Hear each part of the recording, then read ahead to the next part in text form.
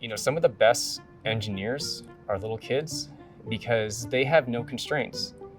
My name is Daniel Frank, and I am a lecturer at the ASU Polytechnic campus. During the fall of 2021, Steve Burns posted a video on Twitter. He was in his role as Steve from Blue's Clues, and it was a really well-received, heartwarming message. If you talk to a lot of engineers and you say, is imagination important when you're trying to be a creative problem solver? I think all of them would agree. I came up with the idea of, like, what if the client wasn't able to speak to the student directly?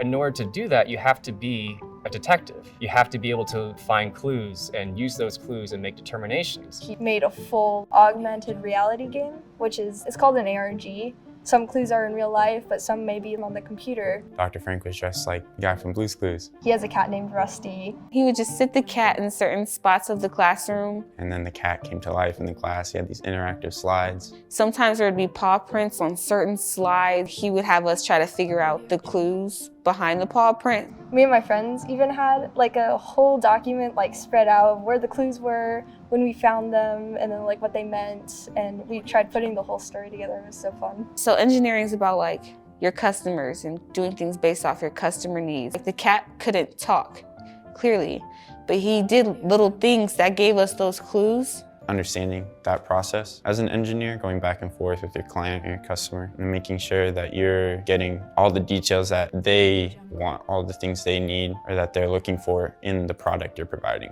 And so it turns out that Rusty was looking for a new toy to play with. As an engineer, we need you to have that imagination to be a creative problem solver. And I also wanted to talk to them on a human level and let them know that engineering's tough. It's not a very welcoming environment for a lot of people. He really kind of sat us down and talked with us and reach in and understand our perspective. And I very deliberately told them that, one, I was really proud of them. Two, that they are enough because they're going to be the next wave of engineers out there. And if they take even a small piece of that message with them, they're going to help change that culture. Almost universally, this was well received. I have tons of feedback that I got from students. That's really humbling for me because it's like, it's a stuffed animal, a cheap shirt, maybe a little bit of thought went into this, but that's all it was. My whole goal was to get them to recognize their own imagination and its power. And at the same time, it also made me appreciate my own even more.